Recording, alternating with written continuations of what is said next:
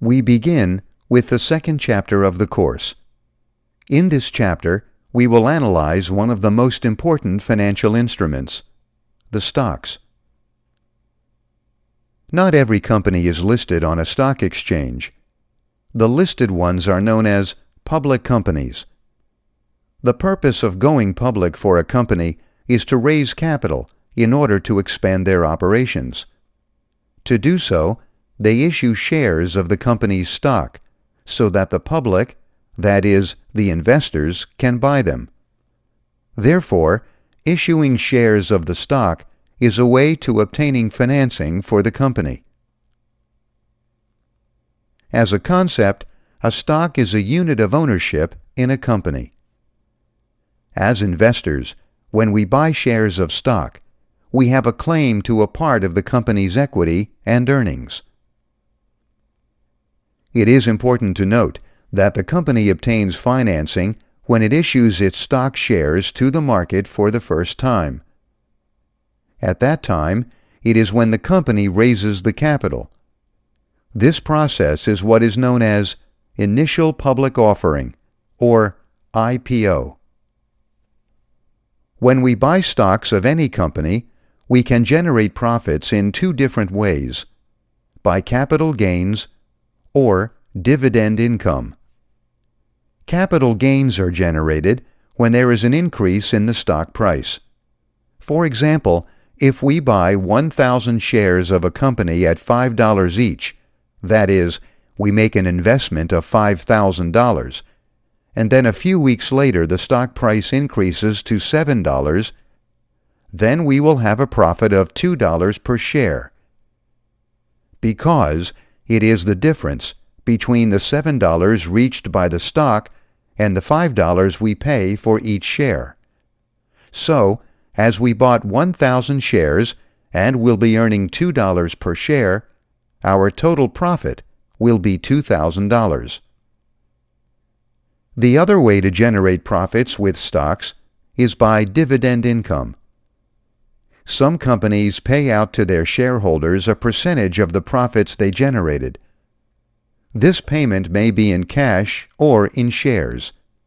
For example, if we have 1,000 shares of a company that pays out dividends of 50 cents per share, upon payment of dividends, we will receive $500. It is very important to mention that we can also generate capital gains when the stock price decreases. Many people do not know this and think the only way to generate profits with stocks is by expecting an increase in the stock price. It is very important to realize that we can also generate profits in the inverse way, that is, when the stock price decreases.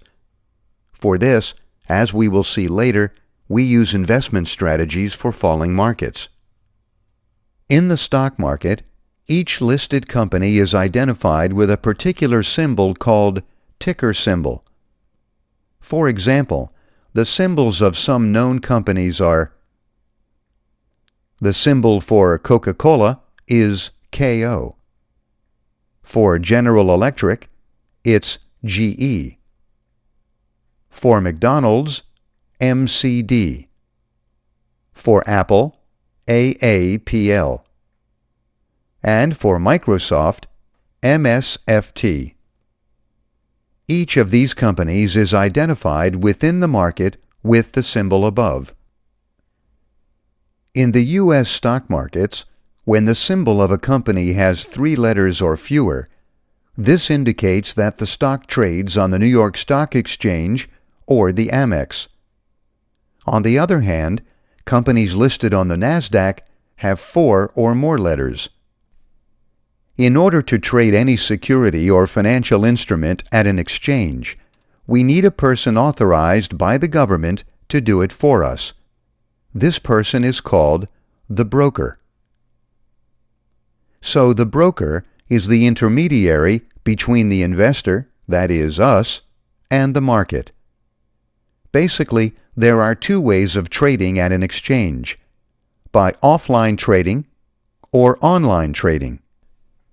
The first one, offline trading, works the following way.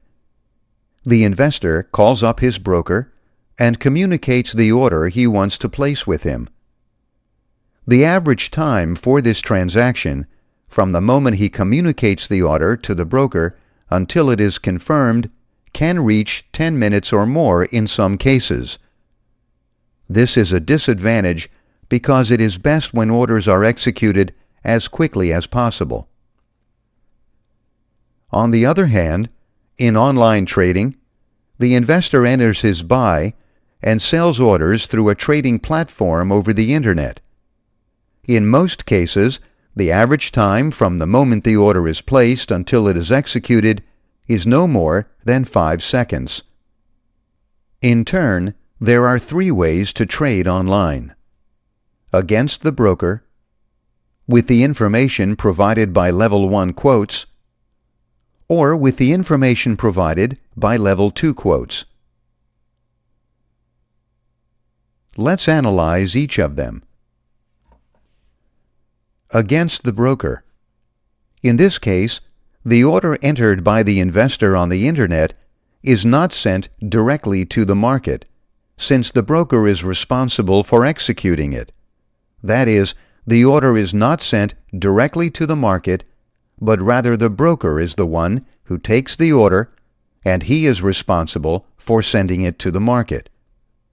Of course, there may be a significant delay between the time the order is placed and then confirmed. It can exceed 10 minutes in some cases, so this kind of trading is not very interesting. In contrast, when we trade with Level 1 and Level 2 quotes, the order entered by the investor is sent directly to the market. That is, we enter the order of what we want to do, for example, to buy or sell any security, and that order we entered through an online trading platform is sent directly to the market without any intermediary.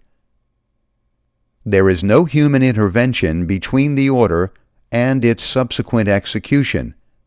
It is sent directly through an electronic network.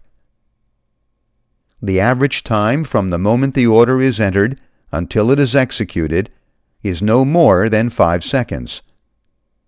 Some brokers guarantee an execution within a maximum of 2 seconds.